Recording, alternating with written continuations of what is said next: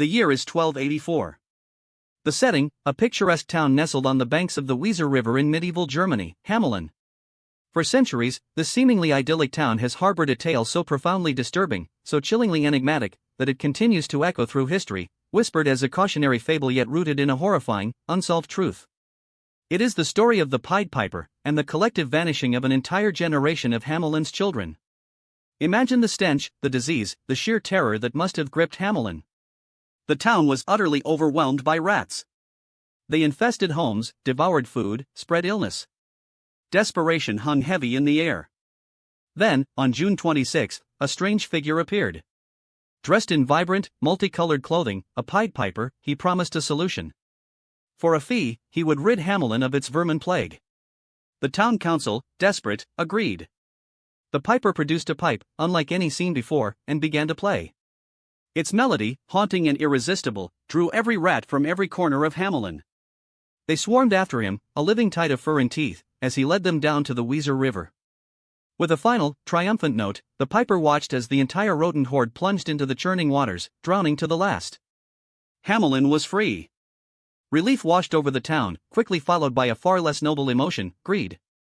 The town council, now free from their tormentors, balked at paying the piper his promised fee. They dismissed him, mocked him, sending him away empty-handed. But the piper did not simply leave. He vanished, only to reappear weeks later, on July 26.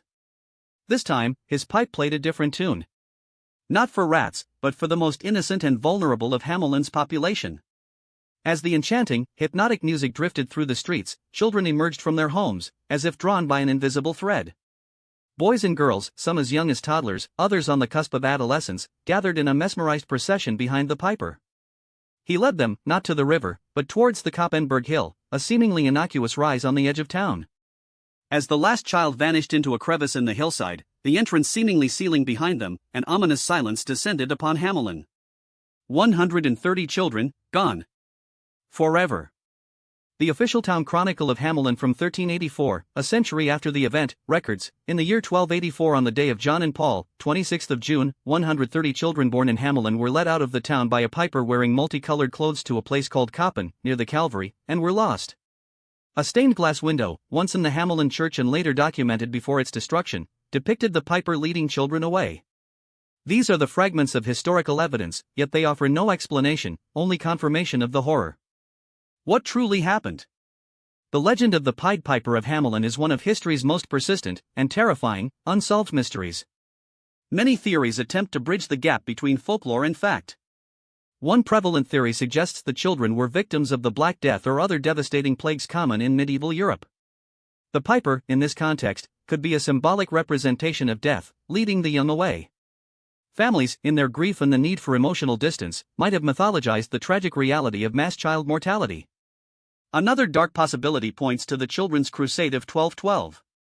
Though earlier, it highlights a historical precedent of large numbers of children and adolescents being enticed by charismatic leaders on ill-fated journeys, often disappearing or perishing along the way, never to return home. Was the piper a recruiter, convincing Hamelin's youth to join some doomed expedition? Perhaps the most historically compelling theory links the disappearance to the Ostsiedlung, the German eastward expansion and settlement of Eastern European lands in the 13th and 14th centuries.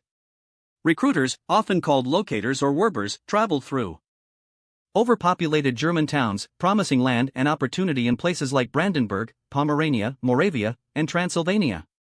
These recruiters, much like the piper, would have been charismatic figures, possibly using music or compelling stories to attract young, unattached individuals, often younger sons and daughters with limited prospects at home. The children in the story could refer to the younger, more impressionable members of the community, or simply a group of younger adults. Their departure, perhaps a secret or a betrayal by parents hoping for a better life for their children, might have been spun into a legend of disappearance to mask the harsh reality of their journey and the permanent severance from their homeland. Other theories verge on the fantastical or the tragic, a mass drowning in the Weser, a devastating landslide, or even a forgotten pagan ritual. But none fully explain the consistent narrative across centuries, the official town records, or the deeply ingrained fear it instilled. The legend of the Pied Piper endures, not just as a fairy tale, but as a chilling reminder of a moment in history when a community faced an unthinkable loss. A town's children, lured by an unknown force, vanished without a trace, leaving behind only questions and an echo of a haunting melody. To this day, the true fate of Hamelin's lost children remains one of the darkest, most compelling, and utterly unsolved mysteries of the medieval world.